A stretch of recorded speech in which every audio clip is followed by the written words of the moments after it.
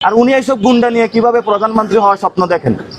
উনি কি পার্লামেন্টে কতগুলা গুন্ডা সন্ত্রাসী হয়ে ঢুকবেন? ব্যানার ফেস্টুন হামলা হচ্ছে, তো সব জায়গায় তো হচ্ছে।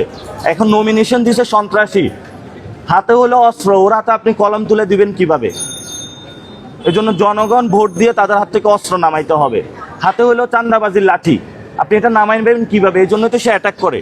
ভালো মানুষের সামনে যাতে নমিনেশন দেওয়া হয়, এসব গুন্ডা মাস্তান চাঁদাবাজদের সাথে নির্বাচন করে নিজের মান ইজ্জত যাচ্ছে। এজন্য হলো আমরা সব দলকে আহ্বান জানাবো, ফিউচারে যারা লোকাল গভর্নমেন্টে যাদেরকে নমিনেশন দিবেন আপনারা ভালো মানুষদেরকে দিবেন। এরা এক এক জায়গায় উকি মারে সন্ত্রাসী কার্যক্রম চালায়, ভোটারদের ভয় দেখায়। আমরা যারা সুস্থ একটা গণতান্ত্রিক চর্চা করতে চাই, এদের কারণে আমরা পারছি না। আমরা আশা করব যে আগামীতে তারেক রহমান ভালো মানুষদের নমিনেশন দিবেন।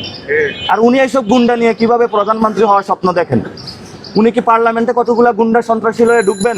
পার্লামেন্টে আমরা ট্যাক্সের টাকা থেকে গুন্ডা সন্ত্রাসী পালার জন্য? পুরো বাংলাদেশের মানুষ তারেক রহমান যে ভুল করেছে তার পাপের প্রায়শ্চিত্ত আপনারা ভোটের মাধ্যমে নিশ্চিত করবেন। দাঁড়িপাল্লা এবং শাপলাকলিতে ভোট দিবেন, তাকে লাল কার্ড দেখাবেন, যাতে আর জীবনে সাহস না করে সন্ত্রাসী, চাঁদাবাজি, দুর্নীতিবাজ, ঋণখেলাপি, দ্বৈত নাগরিকদেরকে মনোনয়ন দেওয়ার এই সাহস যাতে জীবনে আর না করে। এবং তাকে বিশ্রাম নেওয়া উচিত। তার খালেদা জিয়া মা জিয়াউর রহমান যেভাবে পলিটিক্স করেছে, এটা আবার একটু ইতিহাসগুলা পড়া প্রয়োজন। গুন্ডামি মাস্তানি পাইছে নাকি বাংলাদেশে? আমরা এগুলা করতে দিব না ইনশাআল্লাহ।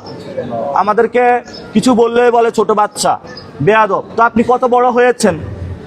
15 বছর তো খুঁজে পাওয়া যায় নাই। তলে তলে হলো ব্যাংক ব্যবসা করেছেন, বিভিন্ন কাজ করেছেন, ঋণ খেলাপি করেছেন। 2100 কোটি টাকা একটা ব্যাংক থেকে নিয়ে গিয়েছে। আবার বড় জোর গলায় বলে আমি অন্য দলকে আসতে দিব না। আপনি না আসতে দাও আর কি, জনগণ যাকে চায় সে হবে। আমাকে যদি জনগণ না চায় আমি হব না। আমরা অনেক পথ পাড়ি দিয়েছি, অস্ত্রের সামনে থেকে দাঁড়িয়ে এসেছি।